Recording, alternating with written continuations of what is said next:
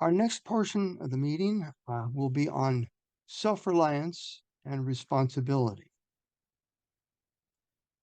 So let's go to our second presentation.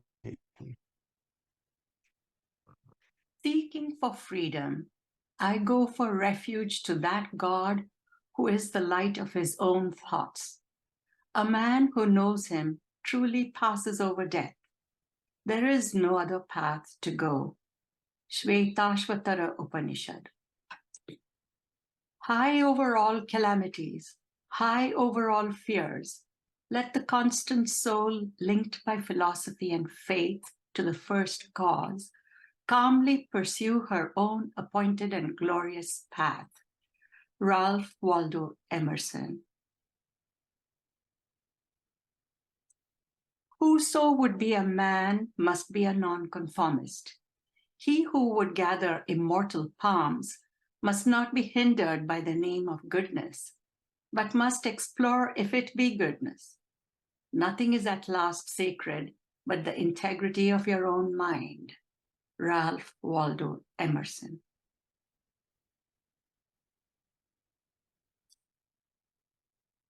Thank you, Prema, for those great readings, and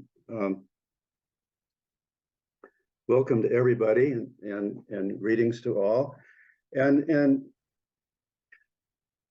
one might think, from looking at the subject to be considered here, self-reliance and responsibility, that will be taking up the Boy Scouts manual.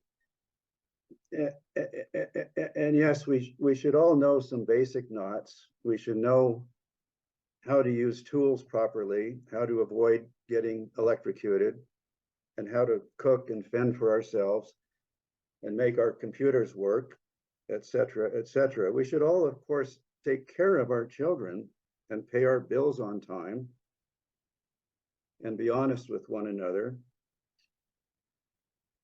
This sort of practical self-reliance and a decent regard and respect for others is needed in order to get along in the world and to make our living and so forth. We all need to incorporate as much practical self-reliance into our lives as we reasonably can, if for no other reason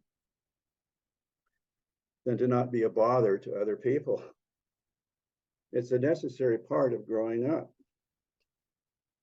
But there are much deeper aspects to self-reliance when viewed from the perspective of the inner life.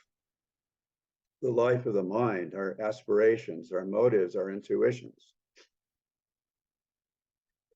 Self-reliance in the realm of morality, what drives and what directs the choices we make, really reflects that upon which we place our final authority. How do we make these determinations? To what extent do we rely on doctrines and creeds, or on those who we consider our intellectual superiors? How much do we abide by the articles of faith or conventions? How much do we bow to peer pressure, to what our families and friends may expect of us? In other words, to things that are external to us. Or do we look deeply within to our own first principles, our intuitive sensibilities, our conscience, our higher aspirations and perceptions, and march, as Thoreau put it, to the beat of our own drummer? Early on in her book, The Secret Doctrine, in the section where she presents three fundamental propositions of the Theosophical philosophy, H.P. Blavatsky puts forth the idea of the universe as embodied consciousness, and that all of nature is growing and evolving. Human beings represent a stage of that evolution where self-consciousness and individuality begins to awaken. And evolution is less a matter of evolving forms and structures as it is a process of moral and spiritual growth.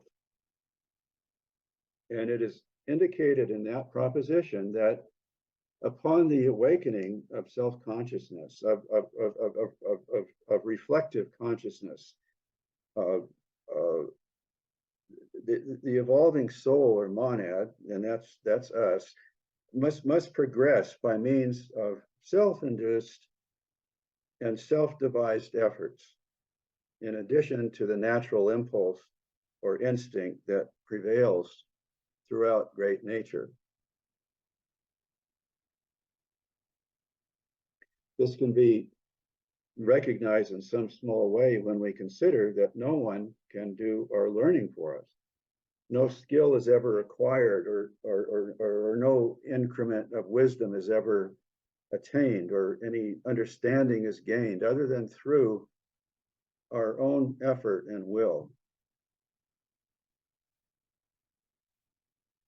The supreme importance of self-reliance, of thinking for yourself when analyzing and evaluating and determining those ideas and principles which the mind can accept and the heart can embrace, which form the foundation for the tenor and direction of our lives,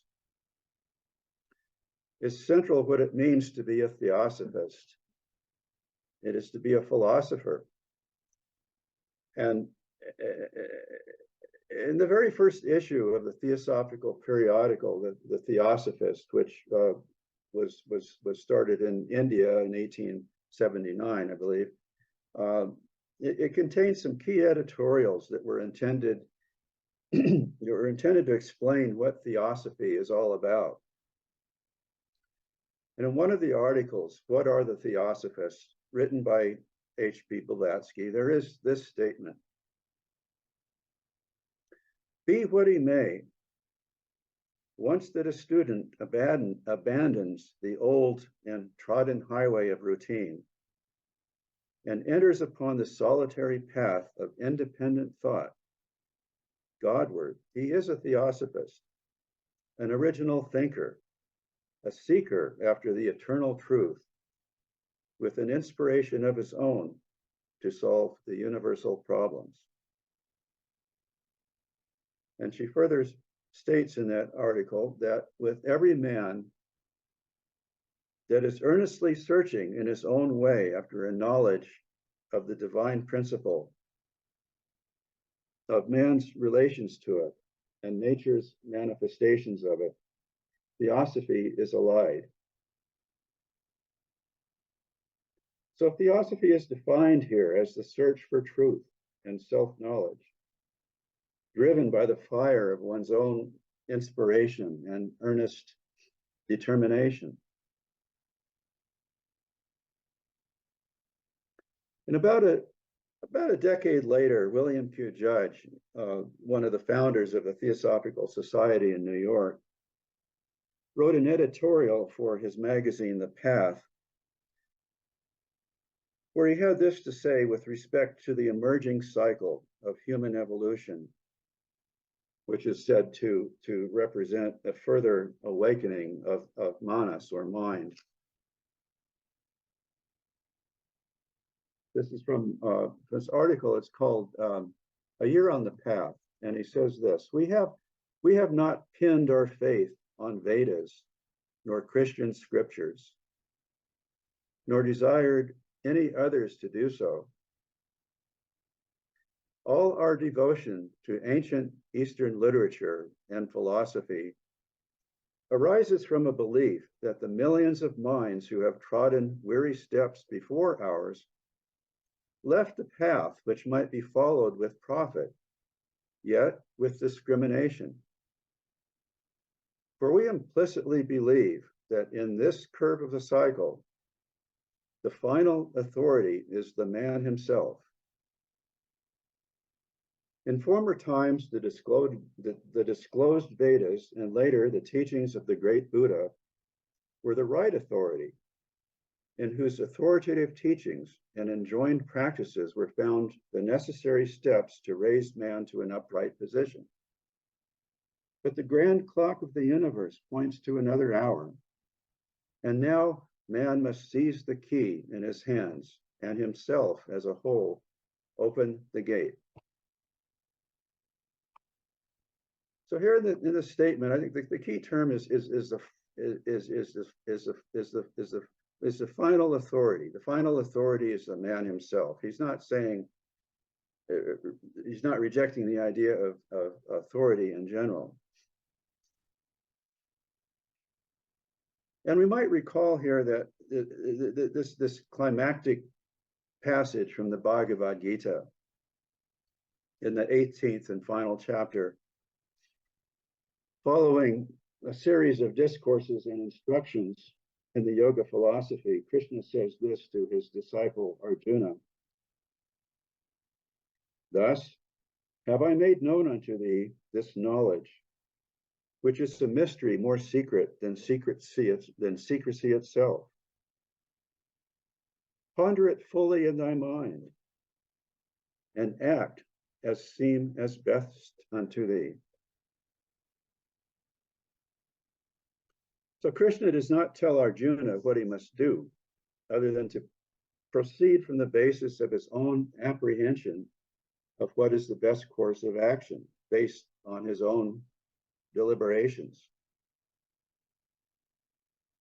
In matters of fundamental principles, of moral and religious convictions,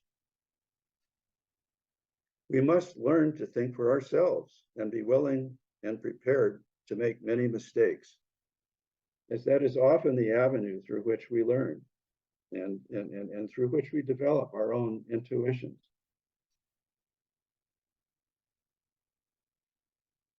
And failure to do this diminishes us as human beings. It is easy to drift along, driven by our likes and dislikes, to be blown around like a rudderless ship by the tempest of our circumstances and our emotions. Complacency becomes very easy. We often don't want to stand out or be criticized for our views and opinions. So we keep silent, perhaps, when silence is not appropriate. We go along with conventions, doing what's expected of us. We want to be liked and to please others, and follow the path of least resistance. Obey the laws and don't question authorities. As I said, that really diminishes us as human beings when we allow ourselves to drift along like that, and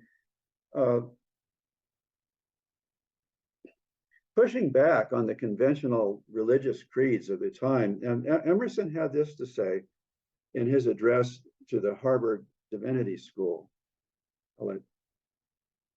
That is always best which gives me to myself. The sublime is excited in me by the great stoical doctrine, obey thyself. That which shows God in me fortifies me. That which shows God out of me makes me a wart and a wen. There is no longer a necessary reason for my being. Emerson. Thank you.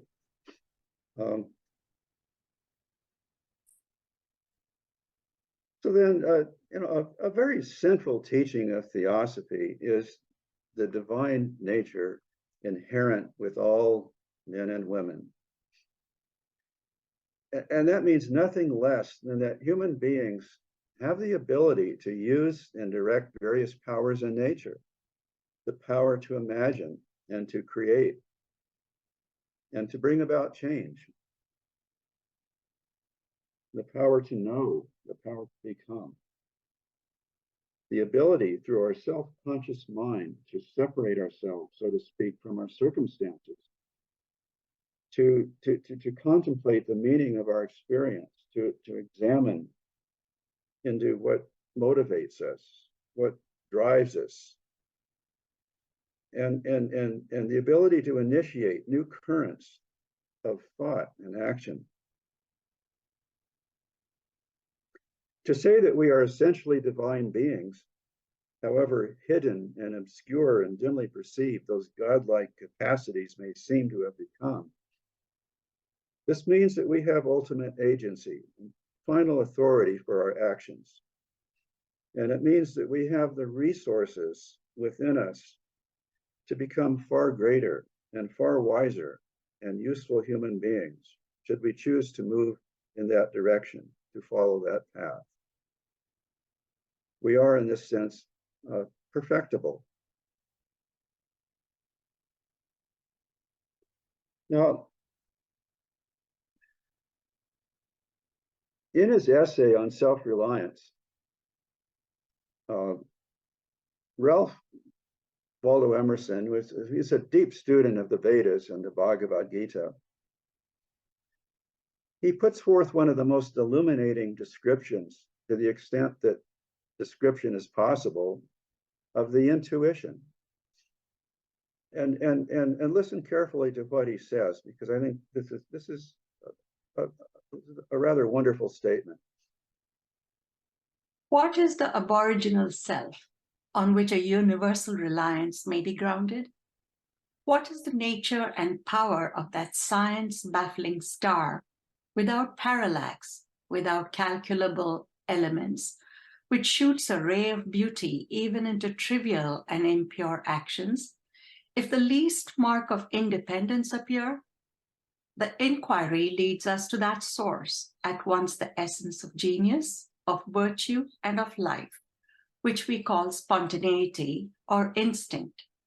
We denote this primary wisdom as intuition, whilst all later teachers are tuitions. In that deep force, the last fact behind which any analysis cannot go, all things find their common origin. For the sense of being which in calm hours rises, we know not how, in the soul, is not diverse from things, from space, from light, from time, from man, but one with them, and proceeds obviously from the same source, whence their life and being also proceed. Here is the fountain of action and of thought. Here are the lungs of that inspiration which giveth man wisdom, and which cannot be denied without impiety and atheism. We lie in the lap of immense intelligence, which makes us receivers of its truth and organs of its activity. When we discern justice, when we discern truth, we do nothing of ourselves, but allow a passage to its beams. Emerson. Thank you. No, we should say that the immense intelligence that he speaks of here is what we Theosophists would call buddhi, and in its universal aspect, or what Emerson calls the oversoul, a term that HPB herself adopted in several places. Now, in view of the importance of thinking for oneself in arriving at fundamental underlying principles with which to guide our choices and actions, we might well ask, what is the role of a teacher? Our progress on the path towards self-knowledge must proceed by means of self-induced and self-devised efforts. Certainly, but don't we have a tremendous amount of help along the way? And of course we do. We all have benefited probably more than we can ever fully realize from those who have played a role in our life as teachers, be they parents and friends or fellow students, those we consider wise and much more knowledgeable than ourselves. We have all been inspired by and learned much. We have all been and learned much from sages and great teachers who have lived throughout the ages. We need teachers whenever we venture into areas that are new and unknown to us, and are in need of advice and instruction and direction. So then, might we ask, is the reliance we have on teachers, the trust and authority we may bestow on them, is that not a subordination of self-reliance? and perhaps in some respects it is. We could say that self-reliance is not possible in those areas where we are ignorant and lacking in experience. But all students must at some point do their own learning through their own efforts. And all a teacher can do really is help steer those efforts, point out the disciplines that must be undertaken, and show examples of what can be achieved, and help open doors and awaken perceptions and inspire determination to persist. So the role of a teacher then, whether it be a teacher of small children or an instructor in the fine arts, or a parent, or a great sage or guru, in whatever arena, the proper and legitimate role of a teacher is to promote self-reliance on the part of the student, and to provide tools which help students develop their own strengths and abilities through which the student can continue to learn on their own, and to help as much as possible to make the student independent of the teacher. And the student may then in turn become a teacher to others.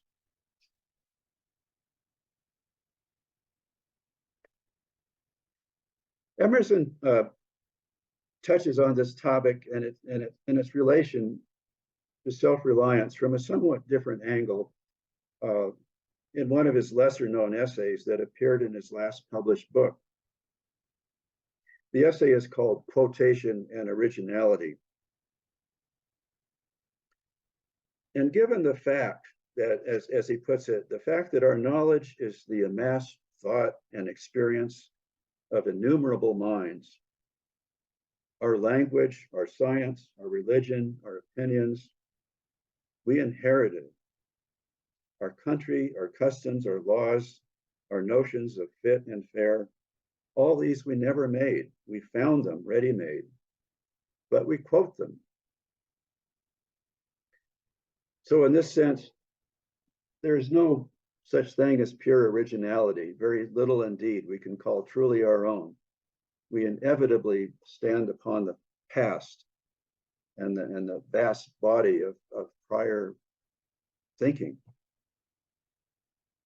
But then Emerson points out that where originality and creativity come into play is in the assimilation, where the thoughts and ideas that we pick up from the vast heritage of the past thinking, which we have inherited, they are taken into the mind, and through the power of our own thought processes, they are reinvented, so to speak, and brought into the present life and made our own, given a renewed vitality, and they become part of our own mental framework.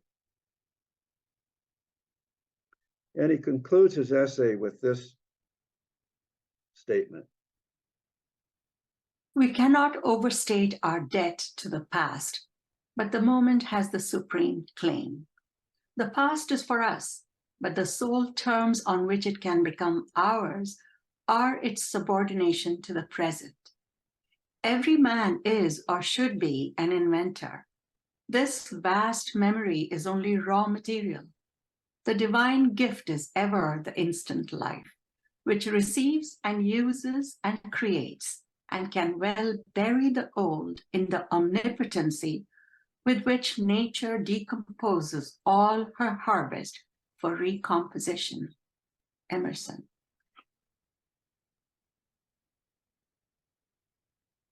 So yes, we owe an immense gratitude to the great teachers and sages of past eras, and to our teachers of today, and our fellow students and mentors who all have helped us along the path.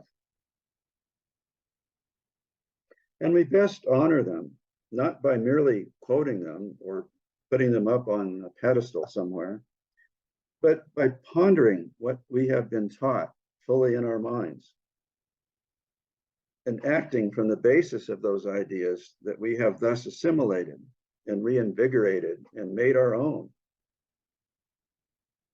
when our own minds light up with ideas that have thus awakened us to new levels of understanding, the result is an enthusiasm and originality, which in turn communicates and may serve to inspire others. So while we can truly say, in one sense, there is nothing new under the sun, at the same time, there is this continual process of recomposition and renewal. When a small child learns for the first time how to tie his shoes, and he proudly shows off his achievement, we don't sit him down and say, hey, buddy, get over it. That's nothing special. People have been tying their shoes for thousands of years. No, we take joy in that accomplishment. We rejoice with him, and because that is where the magic is, where the light comes on, where the growth is occurring. It is something indeed new with respect to that child and that event.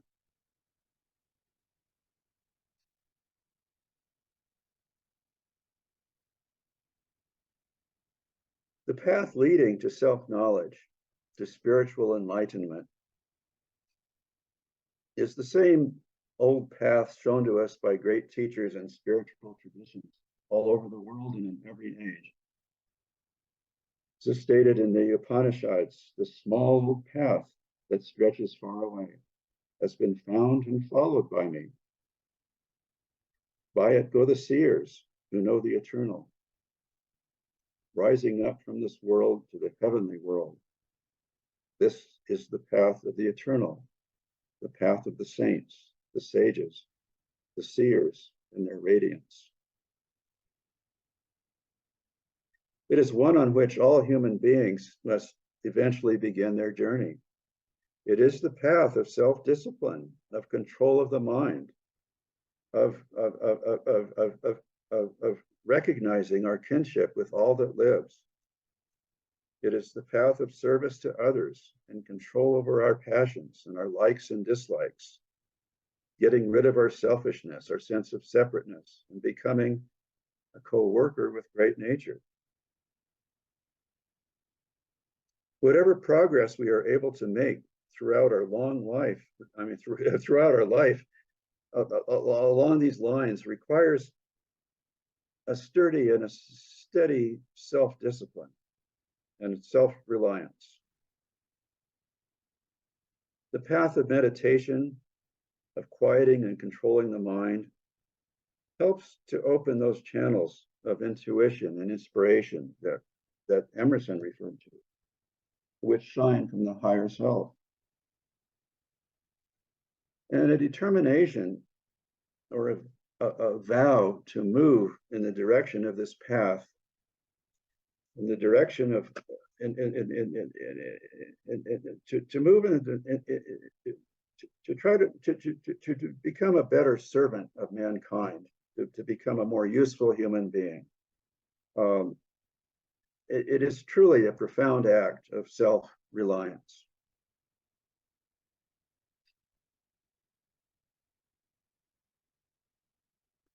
Now, the doctrine of karma is often called the doctrine of responsibility.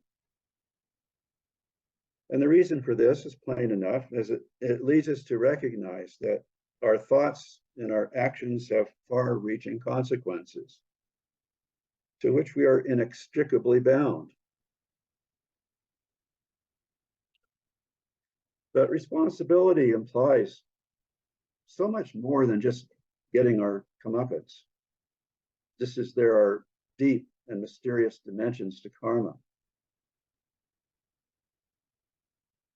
For instance, the voice of the silent states that compassion is no attribute. It is the law of laws. So we can think of compassion in this sense as perhaps the highest expression of responsibility. Honesty and truthfulness and trustworthiness, owning up to mistakes, and a willing acceptance of the consequences of those mistakes, looking out for the welfare and safety of others. These are some of the many characteristics we would attribute to a responsible human being. Responsibility can also be seen in terms of our obligations, which are sometimes they're dumped on us, but they are by and large ones that we recognize and assume, often voluntarily. We take on obligations when we get hired for a job or start a business, when we agree to a contract, when we enter into a marriage and family life. And these impose duties to act and work in the world in such ways as reflect the nature of the obligations that we are assumed. So responsibility speaks in general to how we act in the world and relate to other human beings. The extent of our responsibility, what we take into the purview of our duties and obligations, will reflect how fully we recognize our connections with others, and who all we include in our circle of family and friends, how we view our fellow human beings.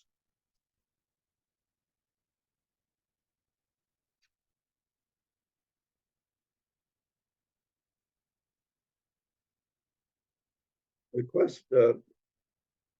quest for self-knowledge, the path of self-reformation and meditation,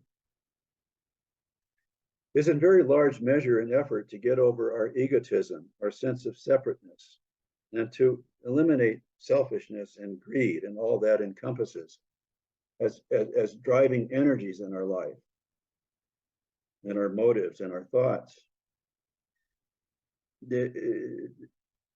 To look deeply within and to strive through reflection and meditation to arrive at a deeper sense of immediate reality for the universal self.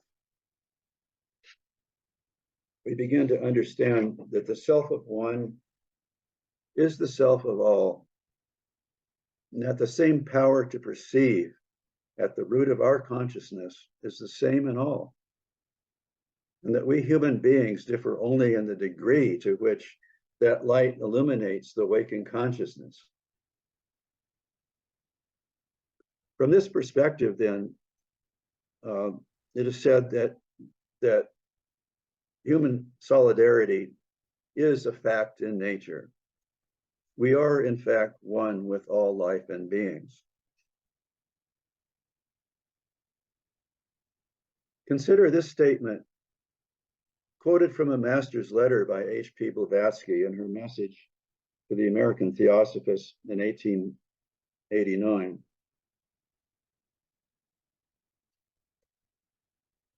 O men of the West, who would play at being the saviors of mankind before they even spare the life of a mosquito whose sting threatens them. Would you be partakers of divine wisdom or true theosophists? Then do as the gods, when incarnated, do. Feel yourselves the vehicles of the whole humanity, mankind as part of yourselves, and act accordingly. Well, this is the sacred and immense responsibility embraced by sages and adepts, those who have progressed much farther along the path than most, although we can from time to time get intimations. But let us step down from the clouds a bit and recognize that the path of self-reformation is arduous and steep, and it will no doubt require a great many, perhaps hundreds or thousands of lifetimes. Most of us are deeply entrenched in the mess and turmoil of our personal life, the whirl of distractions, our half-baked conceptions, and our and our many attachments and karmic ties. We have so much to clean up. However, we can still have moments of clarity and inspiration. We can experience flashes of intuition, and we can try to keep these ideals in mind as much as we can, and do as much as we can by way of reflection and deep thought and determined effort, as the voice of the silence tells us. Every effort has its reward in time. And the effort to clean up our personal nature, to understand and overcome our attachments and weaknesses and vulnerabilities, this is the task at hand. And only we can take it on. Only we can do it. And it is our own great responsibility.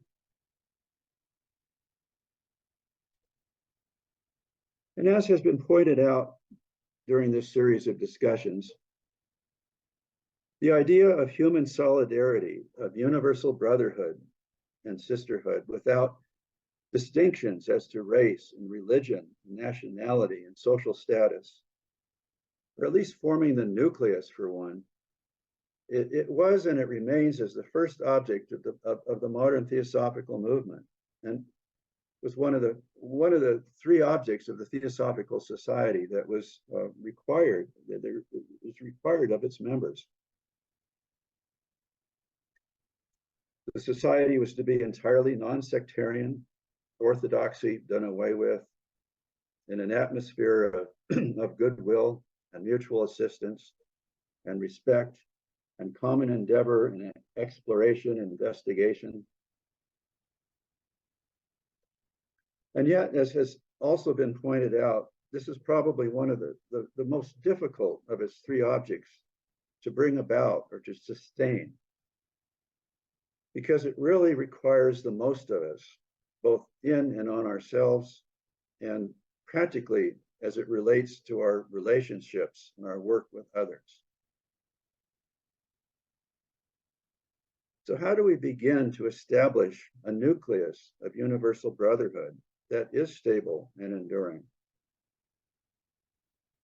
It is not enough just to proclaim it, to pay lip service to it, to recognize it as a lofty ideal that we feel good about, and then leave it at that. We really have to start with ourselves, becoming ourselves that nucleus, that center. And what might that mean? Well, it perhaps starts with making an effort to discover and understand, and then to root out those human tendencies operating within our nature that work against solidarity. Things like fear and selfishness and anger, impatience, sectarianism, tribalism. These all have subtle and insidious ways of finding home in our personality. And we need to recognize that, and that we are ceaselessly self-deceived,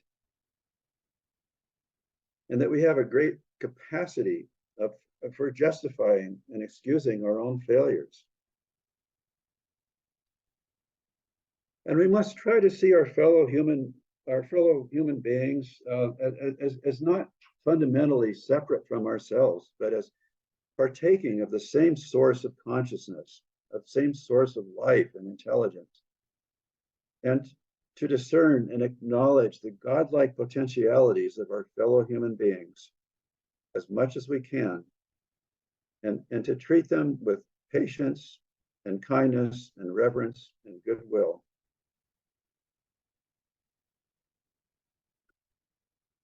That's so often a most difficult and challenging task.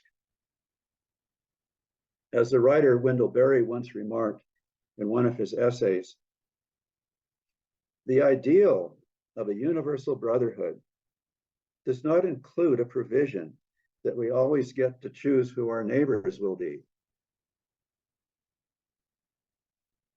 But still, we must carry on the effort, first in and on ourselves, and then through whatever channels for working with others in the world that our karma presents to us. That is our great responsibility as human beings. The world is in such immense pain, and it cries for our help. I'll finish up with a little quotation attributed to Robert Crosby, one of the founders of the United Lodge of Theosophists. And this was included in a letter written many decades ago by someone who was one of Crosby's close associates. And it was written to a young Theosophical student in New York. But this quotation attributed to Crosby, it says, "Keep your feet on the ground, your mind under your control, and your heart beating steadily, sending the arterial blood of goodwill and active work through all the network of your daily life. In the home, in the office, in casual company, and when alone with yourself, as much, even more than when mingling with fellow students and purely theosophical endeavor." Thank you.